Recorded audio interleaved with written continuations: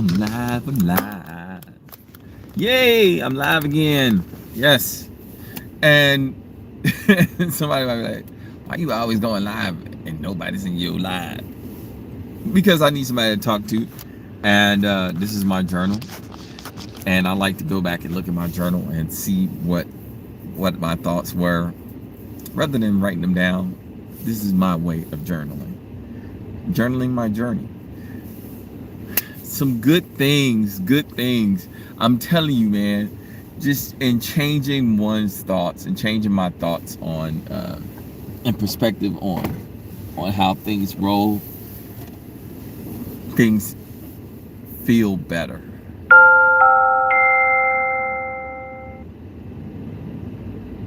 I've been told plenty of times last year, enjoy the journey and enjoy the ride. And this year, I've been told enjoy the ride. As a matter of fact, last year was enjoy the ride. And that's what I was told a lot. Enjoy the ride, enjoy the ride, enjoy the ride. This year, I'm just enjoying the journey. Like I was saying earlier today, I just going to the store, buying some food, dropping the sandwich, having to go back in and buy the food again, but then realizing, hey, you know what? Me having to go back in and spend another 5 minutes waiting for another sandwich might have actually deterred me from being on the road when something could happen. So it's about doing your best to flip the idea of something being a negative to being a positive. What Janelle was just saying the other day, looking at the glasses half full. And man, congratulations to her on getting a house, man. Dude, what type of shit is that? You just all van life, girl, with my blue van colors. Not my van, but my colors, my blue colors. But for her to get a house, man, congratulations, dude. That is really beautiful. And in California, and in the beach, and on 5 acres. I'm like, damn, god damn. But that's wonderful. So today, I was just telling y'all earlier, I had to go to Walmart to get my oil change. I was at the other Walmart, but tweakers were out there, and I didn't really feel like being bothered.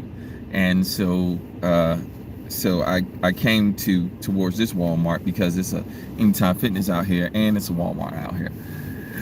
And this Walmart didn't have my oil, and there's like only one other. I googled it, like auto parts store, and there's only like one auto parts store here that I saw.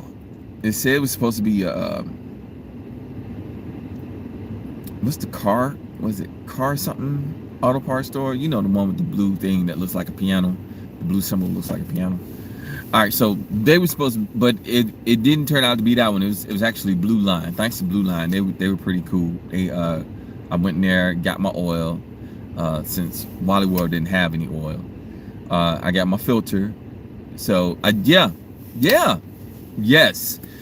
If you need to get your oil changed at Wally World, you could take your oil and you could take your filter to them, and they'll change it for you for $30. $30. And then, let me see. And then she said, okay, and once we change your oil, if you got some oil left over, let me turn my car off. She's like, if you got some oil left over, you know how I always do these voices and shit.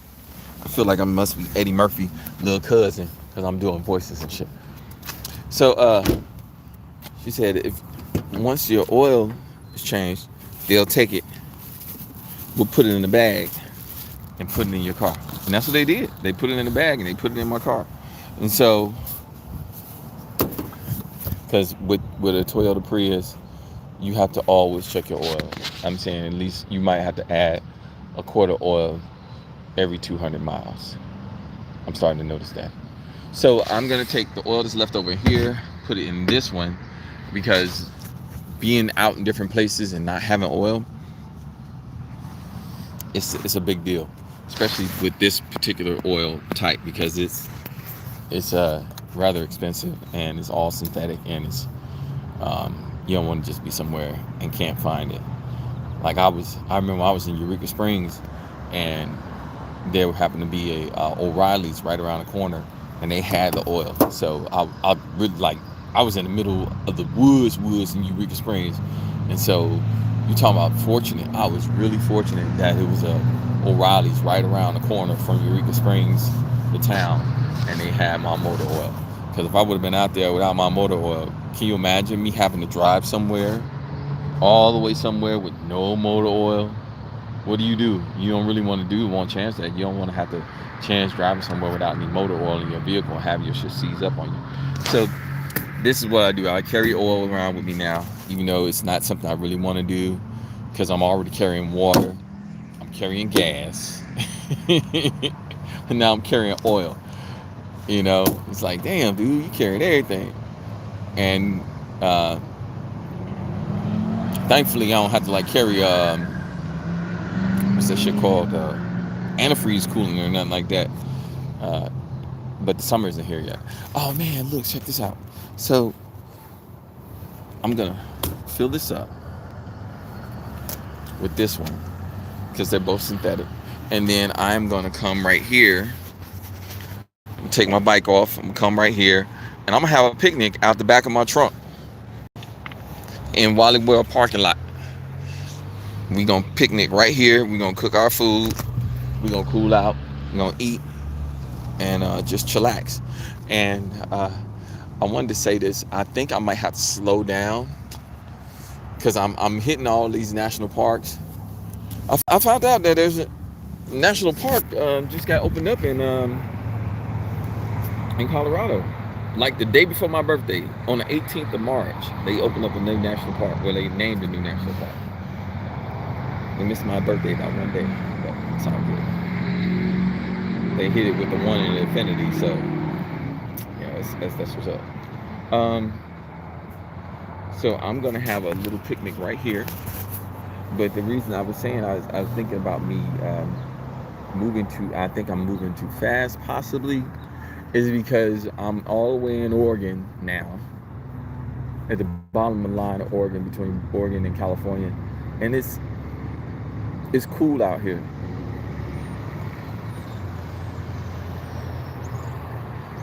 I want to be in the desert so bad, yo. No, straight up. I had been really contemplating driving all the way back to Arizona just to get in the desert, just to get some of that desert heat, or at least riding over the Death Valley to get some of that desert heat, man. I want some heat, man. However, someone might say, well, why don't you? You know, you're your own person. You traveling the country on your own dime, and this, that, and the other, and it's up to you to where you go. Yes. True. However, the one thing is, I don't want to come back to the West Coast around summertime and run into what I ran into last year, which was I ran into not the actual fire, but the remnants of the fire, or the actual effect from the fire, which is I ran into the smoke. And look, I'm telling you, after riding around, seeing the sky looking like this, big, beautiful, clear, just in all its glory, and then, you know, driving across country like I did last year, and then making it all the way to Montana and Washington for the very first time, and Oregon for the very first time. It was an experience getting to those places, which I'm grateful for. I didn't like the fact that it was a smoky experience. I didn't like the fact that, you know, it was hard to breathe and so on and so forth, because of because of the fire. And this year, while traveling through these areas, I get to actually see the effect from the fire. You know, we see the cause and effect from the fire, because you got like just bald-headed mountains. I never thought I'd say that, but it's true. You just got like straight bald-headed mountains that have no trees on it. I guess a good thing is that the vegetation, they look like grass, is growing back. The mountains look stumpy. They look like prickles and stuff like that. Like if you got straight hair and you cut your hair, but you cut it low enough to where you can actually see the hair, that's what it looks like stumpy prickles all along the mountains. But the grass is growing, so that's a good thing. You know, I guess the fire made the areas where they were gave them fertilization enough to grow a greener looking mountain. Unfortunately, without trees, but you gotta start somewhere. And I found a deal today. I found because I was talking stuff about the fact that I'm cleaning my boots out, right? And I've said this once before, and I'll say it again. Do yourself a favor. Do not, if you're traveling on your own dime, do not do it to where you only use one pair of shoes as your main shoes. Because if you're hiking all the time and stuff like that, and you're not giving your shoes a chance to breathe, then you're gonna run into an issue like I did, whereas my boots are smelling really bad, and I was like, I don't understand it, because I'm washing my feet. I wash my feet, take care of my feet, and the last thing I want to do is get like a fungus or something on my feet. So I figured to myself, I was like, okay, it must just be because I'm walking in these things every freaking day. And if I'm walking in them every day and I'm driving in them every day, then I need to really reevaluate what's important. Is it important to minimize everything and only have one pair of boots? Or is it that I should really say, okay, that's not sustainable for my feet to be well? So I, like I showed y'all earlier, I went to Wally World and bought some of these to be able to walk around in when I'm not, or drive in. And I'm putting my, you put the soles in them because they need, trust me, they need some soles in them. They need some soles in them. And good thing is that I just found 2 more pair of soles for like $12, which is pretty cool. Like I was just complaining about that shit. Well, not complaining, I was noting the fact that, no, let's change it. Let's do a different word. I was lamenting the fact that that these liners were all like $20 for a pair of liners, for shoe liners. I'm like, dude, what the fuck's going on here? But today I found some Dr. Schultz's, some liners for about $12 for 2 pairs.